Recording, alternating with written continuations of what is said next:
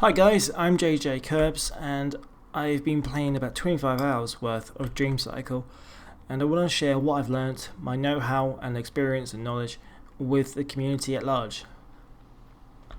The main reason for making this video is I've become aware of lots of discussions, conversations, questions and basically confusion as to how the map works in the game, and I want to share with you what I've learned and make sure that your enjoyment isn't negatively impacted by sharing what I know. And so let's get started. Now, by the way, just in case you don't know, you don't actually have to go through this big gate to access the map. If I walk through this, the map will come up, but likewise if I just press tab on keyboard and mouse, the map will come up. So if I just press tab, go to map. Now as we're here, I'm going to go over everything on this screen. So in the map, you'll see there are various types of missions. At the moment we have 4. That's find and defeat the Eidolon, conquer 3 Eidolons, defeat all enemies, and find all the anomalies. Now there are 3 types of enemies at the moment. That's pagans, as represented by the 3 figures there. There are ghouls, which are this zombie, for lack of a better word, that looks like a zombie to me. And then there are revenants, which are the gas masks.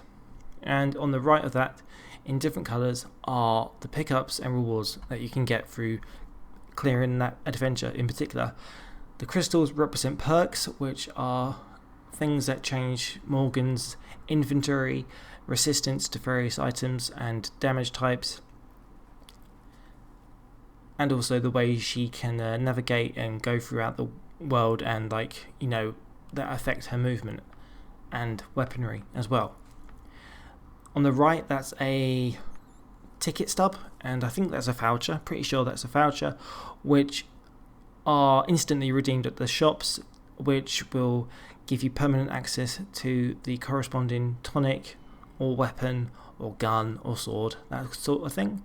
The hand with a star in the middle is a personal spell, which the personal spells are kind of like passive abilities which directly impact and change a Morgan for the better, of course. Various abilities that you use to traverse the adventure and the levels. And then the hand with this swirl around it, the circular swirl, is a representation of the ranged spells, which are like the offensive fire glyphs, chain lightning, even hold person. There is even a spell called just hold person, which, as the name implies, it kind of just sticks them in place. Anyway, that's not the purpose of this video. And there's also, of course, a difficulty meter, which represents, how difficult the game thinks you'll find it based on your current level and the unlocks that you have. And one more thing, the colours of the icons represent the rarities. Of course, like many modern games, there's a rarity system. White is the level 1, actually level 0. Green is level 1, blue is level 2, purple is level 3, and gold or yellow is level 4. Of course, the rarer it is, the more powerful and more useful it is. Okay, so the thing that a lot of people struggle with, they are it seems to me like some people are getting confused as to what to do next. They don't know where they are with the main quest, and they don't know how to progress with the story. Whenever that happens, click main quest. It will give you a little blurb as to what the mission is, what you have to do, and what pickups you need to pick up to let you progress with the main story, with the main quest. Now, I would press it, but I'm at the end of the current amount of main quests we have as part of the early access content drop, so I don't want to spoil anything, so I won't click it just yet. You press that, and there will be a kind of a gold diamond cross mark indicating that's where you need to go. And I think what it seems like to me is that the game is really prioritizing and kind of encouraging players to forge their own path, to find their way and clear the adventures they want to get to the corresponding level. So say this grey kind of speck here is one of those main quest adventures, and I'm over here. So it's up to me how I go and find it. Do I go like in a straight line? But that would be boring. Do I need certain pickups? Do I need certain levels?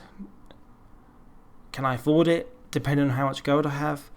And with all those in mind, you can kind of pick and choose how to plan your journey to get down to the main quest. And that's completely up to you, depending on what mission types you enjoy the most, how much gold you have, and even thinking about what kind of rewards that you want to achieve. Now, also important to mention is the gold and currencies. So, if you're starting from that one, the squares that are immediately around you are in range and are free to get to. 2 squares away, it's 25 gold. And then 3 squares away are 50 gold. So you can just like I said, kind of leapfrog and play the grid system to get to where you want to and achieve which pickups you want. There is also another form of currency called a singing crystal, and these let you go wherever the hell you want on the map without having to clear the corruption, which goes without saying is what the Fog of War is, kind of a corruption, and that's all story based as well. I won't go into details with the story. Singing crystals, you'll find occasionally you'll see a cage, and inside the cage is a creature called a Soog, which is a benevolent creature, and once you free them, they will give you a singing crystal as a reward. And I think the idea is these guys are your guides, which are helping you get around the Dreamlands.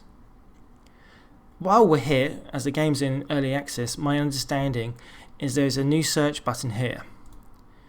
And I think what the game's going to allow you to do is like actually tell the game what items you're after. So what kind of pickups you're after, what spells you're after, what weapons you're after. And then you can like search for that in particular, and you can go to each individual adventure that has those pickups. But like I said, it seems to be like not fully functional just yet, as the game is in early access.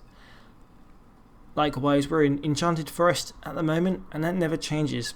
So I dare say either there's going to be a new biome, or the map itself will increase in size and get bigger.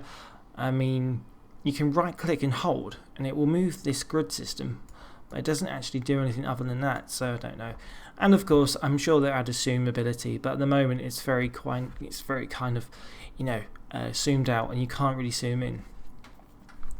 I hope that's cleared everything up for you, and if you have any questions, please don't hesitate to let me know, and I'll try my best to answer them. And I hope this has been informative and helpful. Happy adventuring in the Dreamlands, guys. Bye bye for now.